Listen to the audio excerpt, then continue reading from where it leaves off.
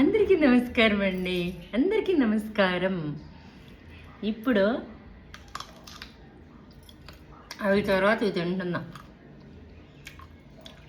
కర్రపెండలం పచ్చిది, కొబ్బరికాయ చెక్క ఎంతవరకు తినగలనో తెలియదు. చెల్లిచ్చిన దుంపల్లో కర్రపెండలం గేరు కూడా ఉంది. ఏం చేస్తాను, అందులో వేసేస్తా మొక్కల్లో. ఇది కూడా మొక్క వేస్తా, స్పాయిల్ అయిపోయింది. అయితే ఈరోజు ఒక మంచి మాట.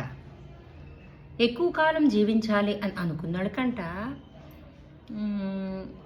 ఊపిరి ఎంత ఎక్కువ తీసుకుంటే అంత తక్కువ కాలం బతుకుతాం.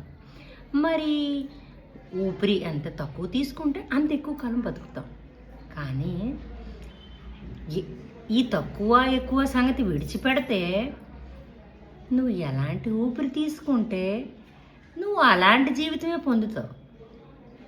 అయితే మనం మంచి ఊపిరి తీసుకొని మంచిగా ఎందుకు బతకొద్దు? నాకైతే నచ్చింది.